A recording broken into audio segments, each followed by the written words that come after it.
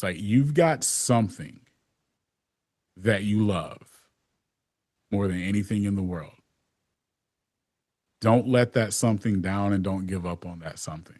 Like that would be my message because at the end of the day, businesses, households, like all of that, right? Like you all have something that you genuinely love. Always keep it at your heart. And then what you're supposed to do will happen.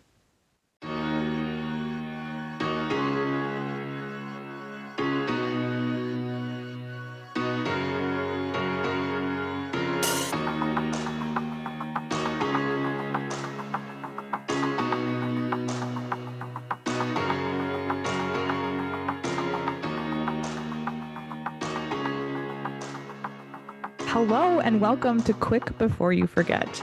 My guest today is somebody I'm so excited to have on. His name is Mick Hunt, and he is a purpose-driven leader, USA Today bestselling author, keynote speaker, and podcast host who truly walks the walk. Mick is known for elevating voices, celebrating growth, and leading with clarity, conviction, and heart. If you've ever wondered what leadership looks like when it's rooted in service instead of ego, this conversation is for you. Today, we're here to learn from his story. Mick, what that looks like is walking a bit through the past, present, and future together. Are you ready for that? I'm excited to do that. I'm excited too. Thank you again for being here. This is so exciting for me. I'm very, very grateful for your time. And I'm wondering to start with, we're going to go back to the past. So talk to me a little bit about if you asked your 15-year-old self what leadership meant, what would that version of you say?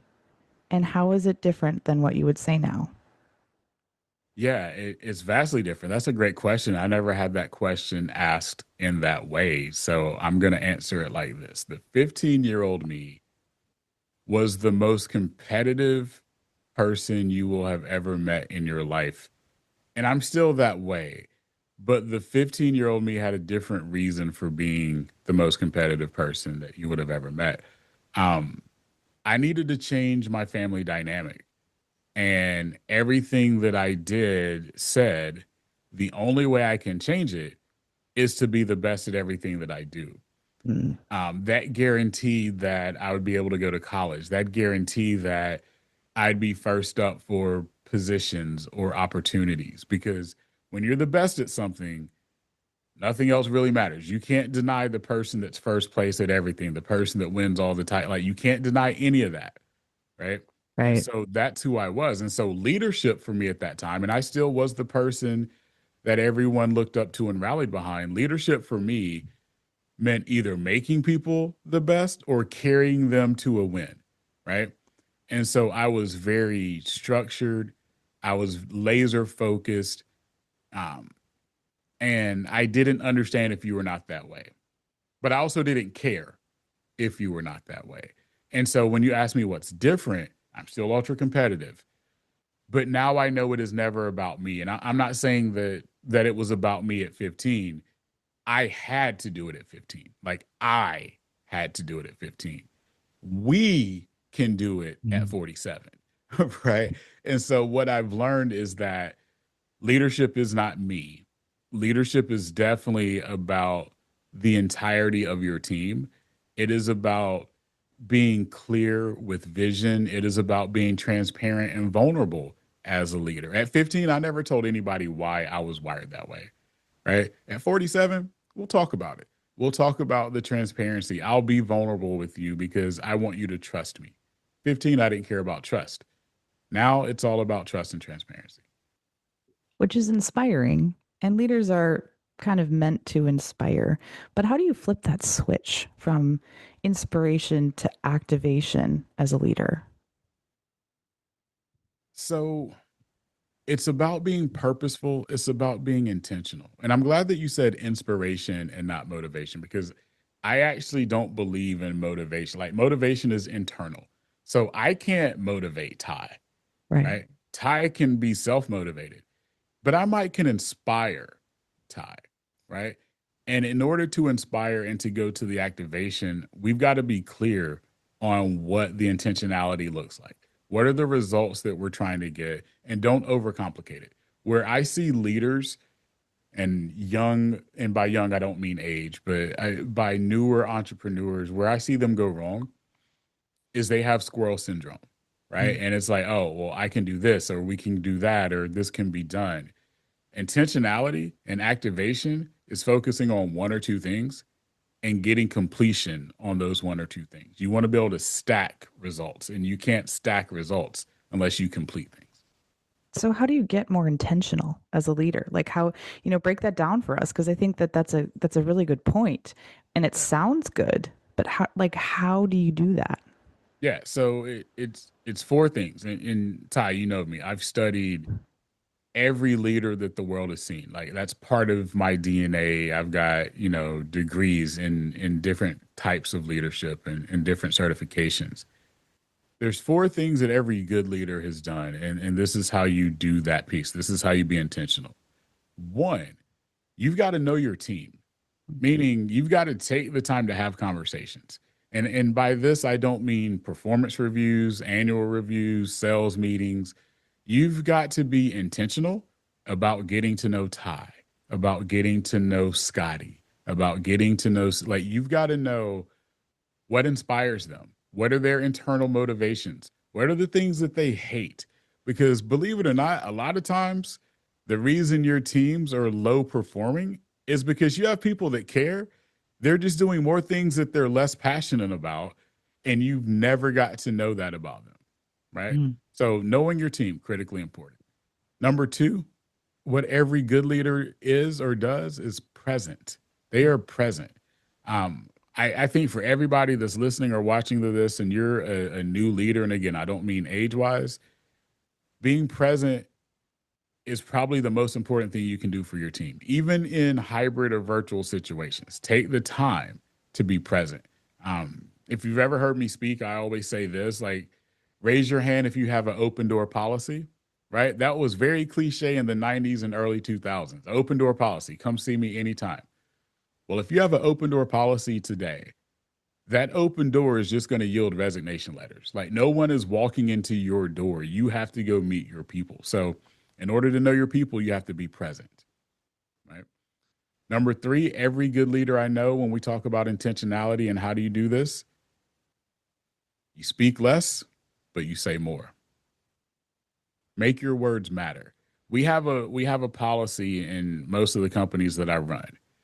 We try as a game when we have an email, if we're using our internal communication channel, can we say things in 7 words or less? Because usually it's 7 words that really matter in everything you say. I promise you, go read an email. Go read an email and look at it and say, oh, it could have just been summarized by saying A, B, C, D, E, F, G, right? That's why it's very impactful to let your words matter more. Every good leader I know, they don't talk a lot, but their words matter. And then I think the fourth part, and this is my favorite part of being intentional, is knowing when to move the stool. Like, Ty, I'm a huge boxing fan. Like, I miss the days of heavyweight championship bouts, right? Well, I think everyone that's listening or watching can agree. One, two, or three, Muhammad Ali is probably one of the greatest fighters that's ever lived, right? And I mean actual fighting. Yeah. Well, his trainer, Angelo Dundee, in Ali's biggest fights would make him stand up in between rounds. So instead of sitting on the stool, he would make Ali stand up. And it served a few purposes. One, he knew Ali was tired, but if you can stand up, you can focus. So if you can move the stool, you're allowing people to focus. Number two, your opponent is also very tired. And when they see that you can stand up and you can fight this battle and you can dig deep, a lot of times they're going to quit. Ali had 2 fights where his opponent quit in between rounds because he was standing and they were still sitting. And number three, what you're doing is you're showing your team confidence that I believe in you. And that's the critical part of activation, right? Like, Ty, I can talk to you all day. I can be intentional all day. But until I prove to you that I'm trusting you and I'm going to step away, I'm going to move the stool and let you do what you do, like, that's the ultimate trust. And I think every good leader has done those 4 things. But I think to be intentional with it, the final part is you've got to let that team member do that thing. Well, that speaks to your genius and abundance with how you put the spotlight on other people, like very intentionally, very thoughtfully. So I'm wondering, what do you see in others before they see it in themselves? Another great question, Ty. Like, so there are a few things I look for in people, whether they're teammates of mine, whether they're in my circle. I could be at a speaking engagement and someone comes up to me and talking, and we're getting to know each other. Is the first thing is character. I think your character speaks before you do. You can see character, right? You can see core values. The words that you choose tell me a lot about who you are, what you represent for yourself, or the legacy that you're trying to build. So I look at that, um, and then I look at who are the people that you influence. That also tells me a lot about who you are. Um, do you influence people that are like you or who you're trying to become? Um, do you influence people that are inspired by you? Do you influence people that are thriving to be a better version of themselves? Or do you influence people that are silly? Do you influence people that don't care? Do you influence people that were a version of you that you've overcome, but you can't help them because you're going back to that version that you used to be? And then I look at who are you trying to be, right? And by who are you trying to be? Not saying that you're changing, but are you evolving, right? Is there something that you're evolving in your life? Because I mean, Ty, you know this, right? Like my mentors, my leaders are a Robert Irvine, a Damon John, a Chris Voss, and I can promise you, every day they're working on something to be better at something. And so, are you trying to do that as well? Because if the people that you perceive as elite, and they are, if they're always bettering themselves, are you trying to better yourself too? Quick before you forget, what's something you used to think that leadership required that you no longer believe? Oh, I used to think leadership required you as a leader to do the job. Mhm. And I was that leader, Ty, that I'd give you a chance. But if you're struggling, instead of helping you or finding the thing or the resources to better you, I would just do it myself. And I didn't realize how disheartening that was to other people, because I was so laser focused. So I used to think that leadership was about you getting it done. And that was the biggest misconception I had. I mean, we talk about being vulnerable, Ty, like I've lost team members, meaning, one of my companies when I inherited had over 400 employees within 90 days. Some of it was intentional, but most of it wasn't. Within 90 days, I had less than 200 employees. Um, That's half. yeah, What happened? I was, let's get it done. We've got to go. I didn't celebrate small wins because at the time, small wins didn't matter to me. The big win mattered to me. And the big win, then we celebrate for 5 minutes, and all right, we got another project that we got to go knock out. Everybody's not wired that way. I shouldn't have been wired completely that way. And so, again, those are the things that I missed out on. And so, the biggest misconception of leadership for me was I had to do it all, I had to be involved in it all. That has a lot to do with impact to me because your impact can be so much greater and stronger and more widespread when you do work together with your team and with your people and you can activate them and inspire them. And you and I have talked about this. It's not about titles, it's about impact. So Yeah. what's the smallest single one thing that a leader could do today that can actually make them a better leader tomorrow? Something I just said, celebrate small wins, Mm. because a small win for you as a leader is a big milestone for someone else. And Mm. if you're not celebrating the small things that you do, then your team members, I don't care if you have one other teammate or 5,000 teammates, if you're not celebrating the small things that you do well, you're setting a standard that only the results on paper matter. And so learn how to celebrate small wins. Learn how to create milestones. And I don't care what your business is. We all have milestones. We all have targets. We all have numbers, whatever that means for you. Figure out how you can celebrate the small wins and watch how quickly you start getting more small wins and watch how quickly that momentum starts to stack up and watch how quickly your culture starts to change because you decided to celebrate small wins. You mentioned that crazy story. 400 to 200 is not a small Mm. amount. And I'm guessing but you said that that wasn't the only thing that went wrong. And obviously, on your journey to greatness, there's a lot of things that go wrong. So, what is one failure other than that 400 to 200 situation that you see as one of your most important leadership investments? Like something that happened for you as a leader instead of to you? Yeah. I decided to really go all in on emotional intelligence as a company.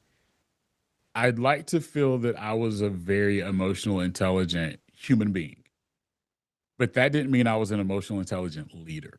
And Mm. that I think that's vastly different. A lot of the things that we do or the skills that we have in our personal life doesn't mean that that translate into leadership or it's the same way in leadership, right? And so, Ty, what I had to do was say, okay, here's what emotional intelligence is, right? You've got self awareness, you've got self regulation, and those things I did really well at the personal level and business level.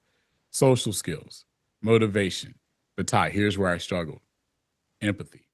And Mm. you'd think, as an emotionally intelligent person, that empathy would matter, right? Or that I would have conquered that because it did matter. In my personal life, highly empathetic, understood it. I think being a father made me empathetic in my home, but at work, Ty, didn't understand it. Didn't I didn't have empathy. I never used the word understood or understand. I didn't make people feel seen. And Mm. so part of that going from 400 to 200 um, was people just not being seen. And it took me to do a deep reflection. And here's what I asked myself, Ty, and some I'm not gonna say I get overly emotional about it, but it's something I had to do. I sat down and I asked myself point blank, would I follow me?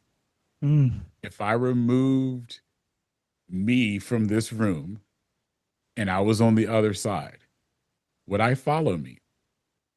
And that was a huge revelation because I wouldn't. 16-year-old me wouldn't have followed me. The ambitious 25-year-old me wouldn't have followed me.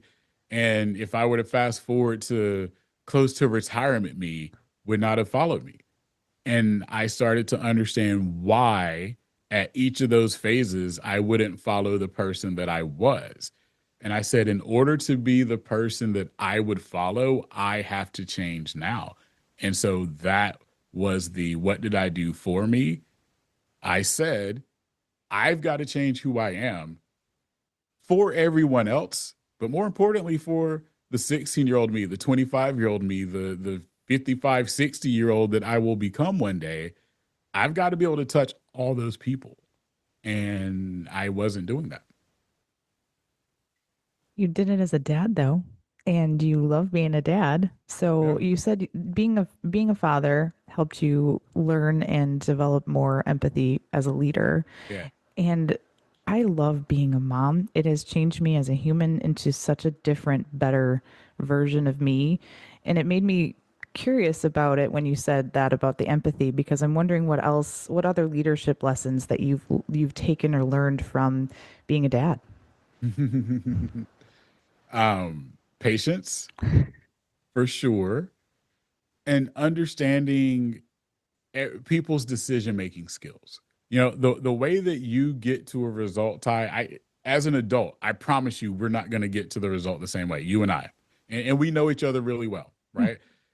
And your way doesn't mean that it's wrong and my way doesn't mean that it's the only way or the right way. And so having kids help me understand how people make decisions to say, okay, oh, this is the lens that they're looking at this of. Huh, that's not bad, right? Like that's actually pretty creative. And so I got to understand that about people because when you care about the end result so much, you never really understand the thought process of how they got there. Like you could assume, but until you ask, it's like, okay, Cool, different.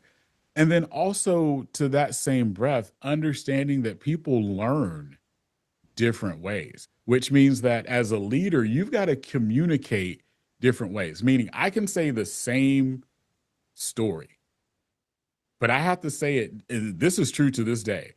I have to say this story probably four or five different ways because of the different ways that my people understand.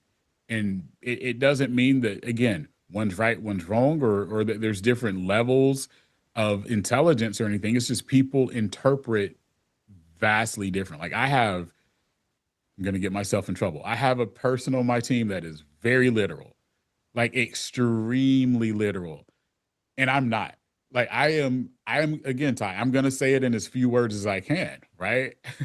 And it's like, okay, I have to remember though, this person, I've got to connect every dot because they have to process A happens first, then B happens, and then C happens, and then D happens.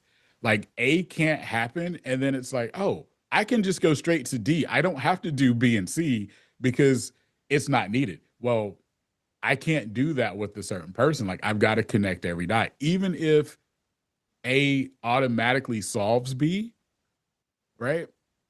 I still have to explain B because it won't make sense. And so understanding that with people that everyone learns different ways, everyone sees a different thing. So to communicate at different, not different levels, but to communicate in different ways. I learned that with kids too. That's got to be kind of tough as a leader, though, because as a competitive person, you have to slow down and almost like rethink and reshift things as you're going, which is difficult, I feel like. But Except when you do my favorite four-letter word, ooh, CARE, it's important. And because as a leader, I care, I can slow down because it's going to help someone else speed up. Because again, I don't have to do everything. So if I can be clear with instruction, if I can be transparent about the process, the mm, good and the bad, and if I can celebrate small wins and do it with care, it's worth me taking that time. It is worth me slowing down because the worst thing I could do is not explain A and B and C and D and E and F and just assume that they've got it. And then when they don't have it, I take it over. Now I've injured a team member of mine, and I'll never do that again. we all need more Mick Hunt in our lives.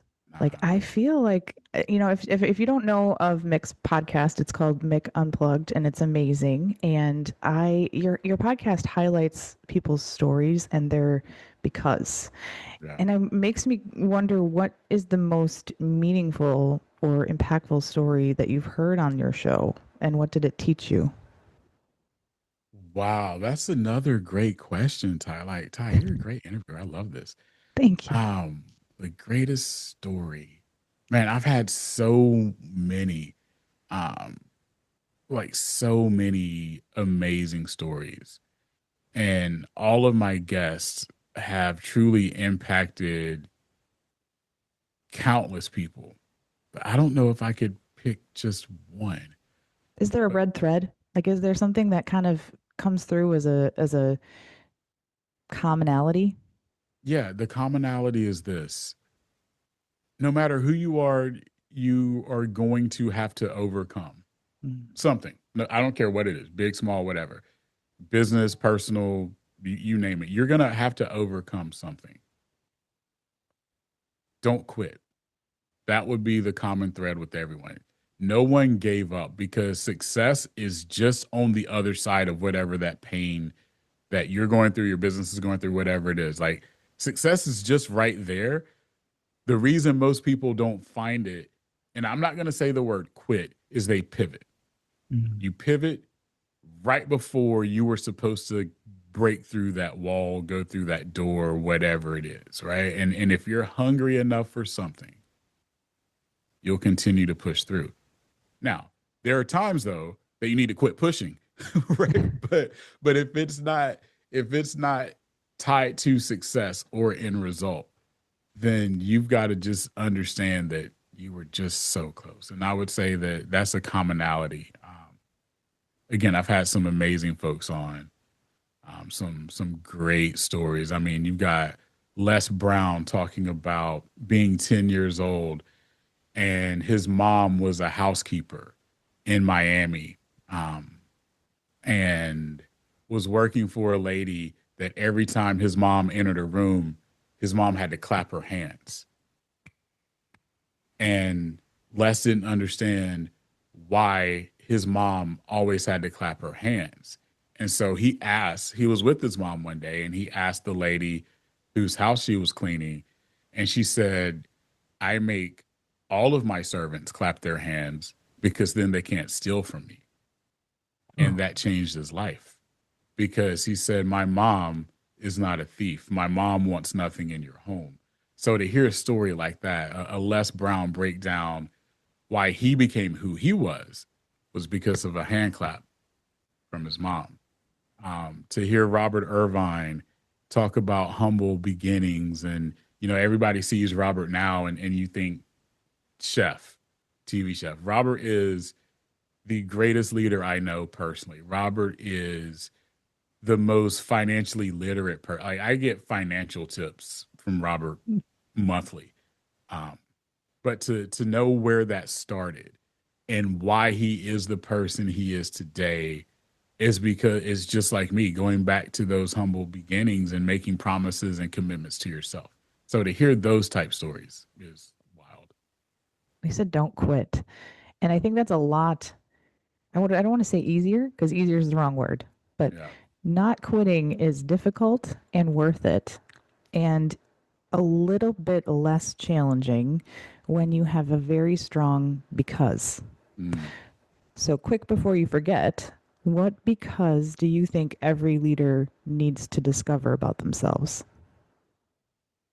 So for me, and I think for most people, it would be the same thing. So I hold myself accountable, but I hold myself accountable to the promises that I keep. And so, like, if you're in my circle, if I make you a promise, like, it's a done deal. And so much so that my circle will say, do you promise?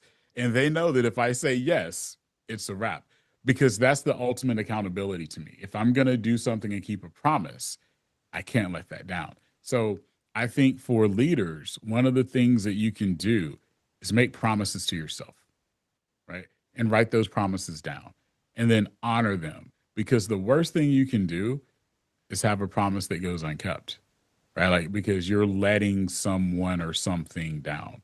And my heart won't ever let me let anyone down. So if I make a promise to you, it's a done deal.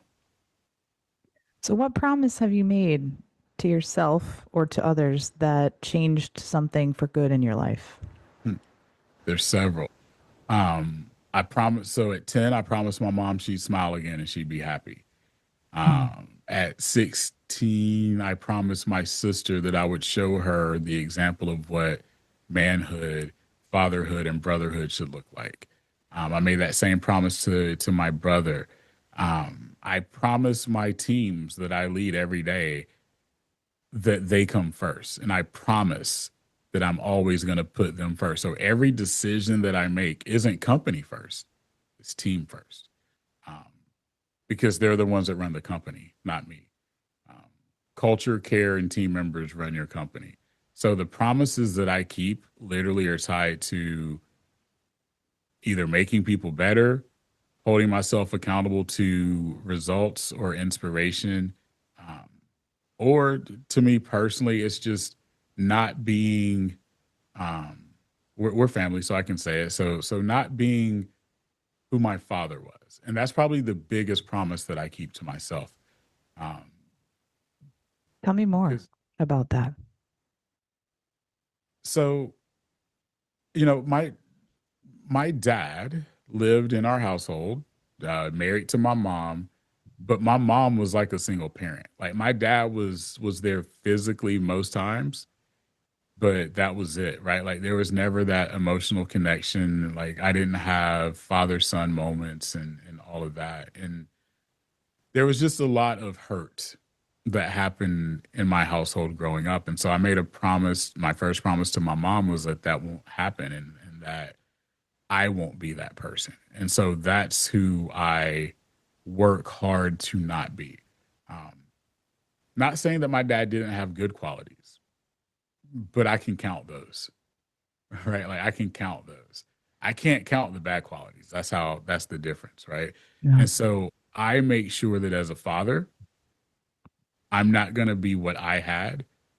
As a husband, I'm not going to be what I saw. As a friend, I'm not going to put through what I saw my dad's friends have to go through. Um, and as a leader, someone that you can count on. And so that's it. Like I'm not going to be what representation was for me growing up. Thank you for sharing that. Yeah. What would you tell 22-year-old you if you could? Ooh, what would I tell 22-year-old me? Another great question, Ty. You've asked me questions that nobody's ever asked. This is my favorite show right Thank now. you. What would I tell 22-year-old me? You've got it figured out, This but is a let safe other people space. play. This is a safe space for more than 7 words. I feel like I need to say that. Use all the words here. See, you see how I do it though, Ty, right? Like I do. if I I'm can like, if I can but I keep it need more. simple. Tell me more. Yeah.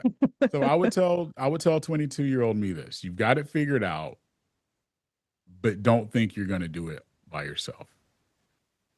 Because at 22, I did have it I had it figured out. Like one of my greatest strengths is this, Ty. Like you give me a situation, a challenge, a problem, like I'm gonna figure out how to make that thing work. And usually the most efficient way to get it done too. Not just, oh, you just have to do X, Y, and Z. Like I'm gonna be able to give you step by step. This is kind of how it needs to go. And I've had that skill set as a kid. But at 22, most of me figuring it out was interjecting me into the equation. So I would tell 22-year-old me, you've got it figured out, but plug in other people, other resources, and it'll actually happen much, much faster. If I would have knew that at 22, wow, wow, Danger. Watch out. yes, yes. Well, we talked about the past a lot, and I'm curious what you do now to stay grounded. I enjoy watching people win. Mm. I enjoy watching people in my circle, my siblings, my kids now that they're adults. Like I genuinely love watching people win. Like it's like I'm everyone's parent Friday night football cheering for you to go do your thing. Like that's what I feel like with like my circle, the clients that I have, like just watching people win and the smiles on their faces. Like that's like the legacy I'm trying to continue to build. I mean, I'm very I don't want to say restrictive. I don't know what's the right word. Like when I choose clients to work with, whether it's corporations or individuals, like they have to fit. Like we have to fit, right? And so for me, that's what it is. It's just wow. It's just watching people win is amazing. Well, it comes across on your social media, which I just love as somebody that also loves to hype people up and loves to share something that I'm passionate about. Like I love Taylor Swift. I love Mm, her, and I will share anything and everything about Taylor Swift until anybody's sick of it, but it happens anyway because she's helped me heal. And mm, you do, that's actually one of the things that drew me to your content and your leadership expertise, honestly, was yeah, that you have this gift with shining the spotlight where it's hard earned and yeah, deserved. And like yeah. sometimes these people are doing these hard things and celebrating these wins in a silo. And you're like, nope, we're shining a spotlight right there. I Right. just, I just love that so much. Speaking of a spotlight, what is one message that you would share with the world right now? If I handed you like a big megaphone and and everybody had to listen, what would you say? Another great question, Ty. Like you're coming at me today. If I had a message to share with the world, and we talked about, you asked me the 22-year-old me. And I said, "You've got it figured out. Go get it, right? But let others help you go get it." The message I tell everyone is like, don't forget what you're supposed to do. Like, don't give up on your dreams. Like, you never know when that opportunity is going to actually come back and fulfill and be there. And a lot of times we give up. We talked about giving up earlier and not giving up. My message would be this: like, you've got something that you love more than anything in the world. Don't let that something down and don't give up on that something. Like, that would be my message, because at the end of the day, businesses, households, like all of that, right? Like, you all have something that you genuinely love. Always keep it at your heart. And then what you're supposed to do will happen. It's how you build legacy then in real time. You Absolutely. keep that in your head, and fast forward to the future where Yeah. it's your 80th birthday. Mm. Tell me who's there. Tell me what you want them to say about you, Mick. My 80th birthday. Mm-hmm. Ty, you're killing me with these amazing questions today. So, my 80th birthday, who's there? So, Ty, here's what you don't know about me. Like, I've loved poetry all my life. So, I'm going to have poetry represented right there on my 80th birthday.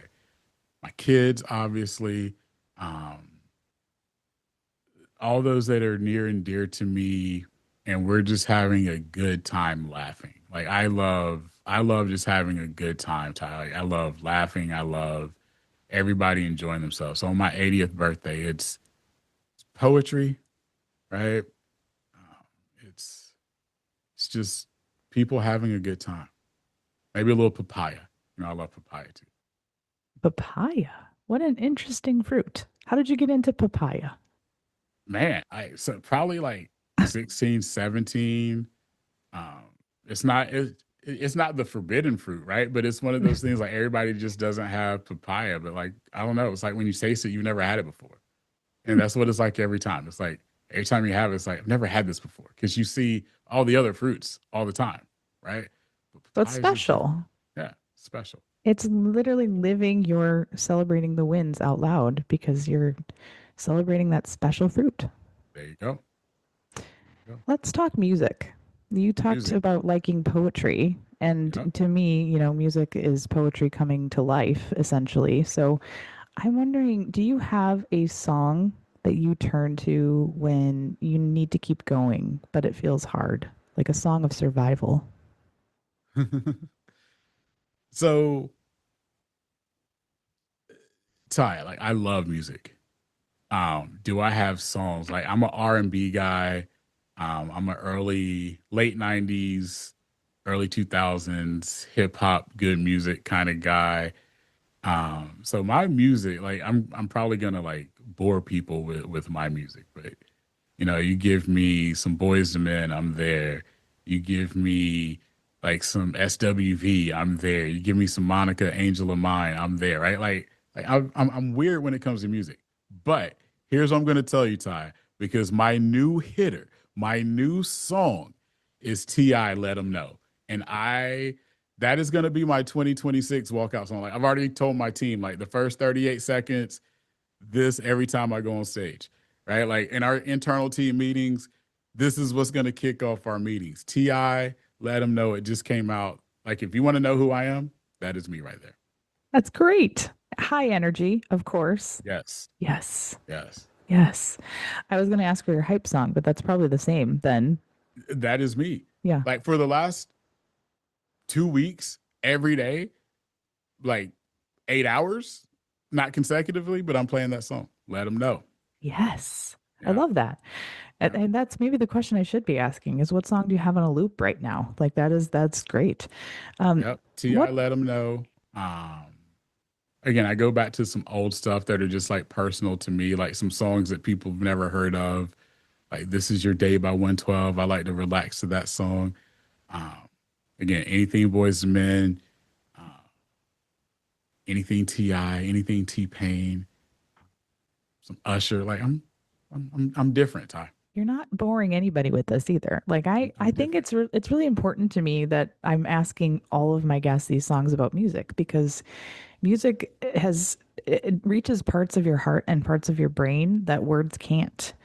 And it's deeply personal. So I think it's really cool to have and I really want people to come on this show and listen and watch this show to feel seen in the stories. And I think what's so interesting to me is these music questions, you know, they're going to be super different for everybody that I have on the show. And I think that that's actually really cool for people to see the different, I guess, the heart touch moments that matter to people. It says a lot about you. You know, we talk about like judging a person by their bookshelf. Well, Hmm. I think there's something to that.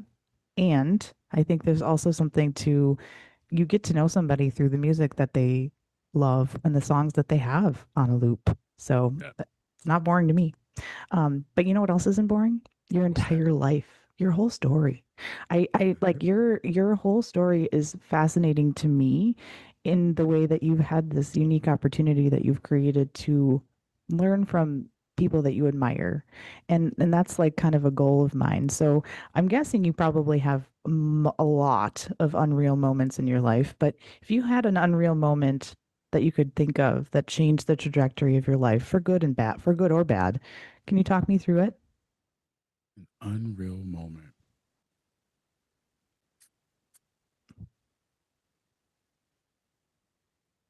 There's too many. No, so the crazy thing is, I don't know if I've had any unreal moments, Ty, because like I prepare for everything I've ever done. Like I have this saying, you don't rise to the occasion, right? There's no such thing as rising to the occasion. You rise to your level of preparation. Mm, And so I always feel like I'm prepared. So like if I were to look back at again, I wouldn't call them unreal moments, but having the opportunity to learn one on one from a Damon John, mm. right? At 22 years old, I wouldn't have thought that would have ever been possible. To be able to learn, not be a fanboy of, but to really learn from a Robert Irvine. 22, I wouldn't have thought that was possible. To be able to learn from a Chris Voss, to be able to learn from a Les Brown, um, I wouldn't have thought that was possible. But what I was able to do was invest in myself, right? And so I invested in coaching opportunities and programs that then led to like real life mentorship. Like, wait, you're not just a client or you're not just a part of this. Like, there's something in you that like I'm learning from as well.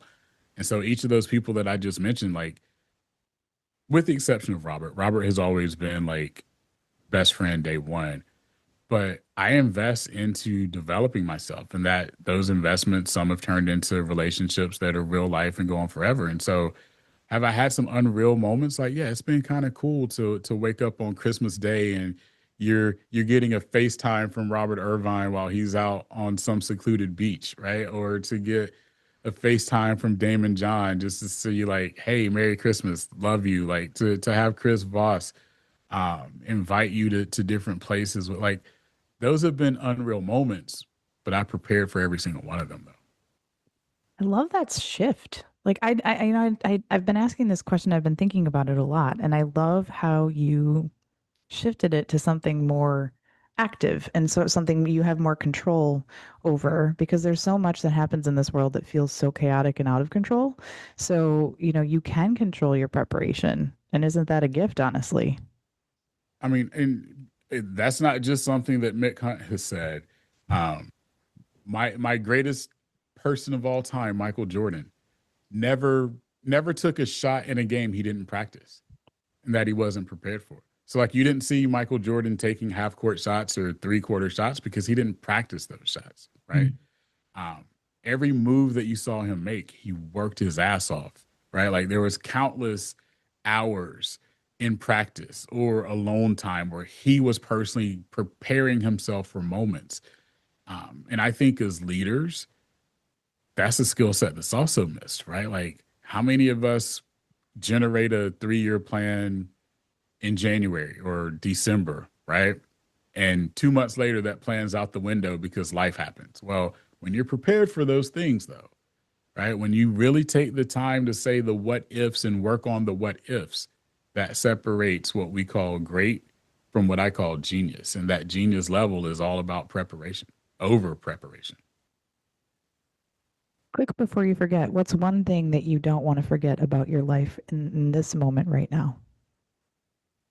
Um, Fulfillment. I I have to make sure I don't forget the feeling of fulfillment, but more importantly, understanding what fulfillment looks like for other people. You know, we talk about happiness a lot, and to me, and shout out to one of my accountability partners and mentors, Carl Lester Crumpler, for making me sit down and look in the mirror. Like, yeah, it's about happiness, it's about celebrating wins, but what about joy and fulfillment? And so that's where I'm at today. It's when I look back, I want to make sure I've appreciated joy and fulfillment as well. Well, gratitude is everything in my world. I try to stop every day and identify things to be grateful for. It's a practice I've come to call it joy from the ground up. So, stopping and just looking around and finding something to be grateful for. And today, sir, I am very, very grateful for you and for your time, your energy, your wisdom, and everything. I can't thank you enough. There is one last thing I want to ask you because as the host that you are, you have this incredible show and you have these relationships with these very impactful and influential people. And I'm wondering if you've ever had a question that you wished somebody would ask you that you haven't had a chance to answer. What would it be? Hmm, Ty coming through. Um, so I hear others ask this question. I don't ask it. I know what my answer is, but I don't ask it. Like, if there's anything I fear, right? And I don't fear people, I don't fear situations, I don't fear things. The only thing that I fear in life, Ty, is this. When when I pass away, and ultimately you go to the other side. I don't care what you believe in, but you get to the other side. I don't want to meet the person I was supposed to become. That's the only thing I fear is meeting someone and I didn't become that person. And I work hard every day, right? That's part of my self accountability, things that I will no longer do, things that I don't tolerate, standards that I set for myself. It's all because the only thing I fear is that I'm not becoming the person I was supposed to become. Thank you for that. And that's I'm trying to formulate a good response and it's not coming because that's so real. Well, until next time, guys. Thank Until you. next time. Until next time, quick before you forget. And I just don't even know. I'm very grateful for you, Mick. Thank you. And you have an amazing rest of your day. Thank you again. And we'll see you next time on Quick Before You Forget. Thanks for having me. Thank you for being here with me today on Quick Before You Forget. Please like, share, and subscribe as that helps the show so much, and I really appreciate it. And I'll see you next time on Quick Before You Forget.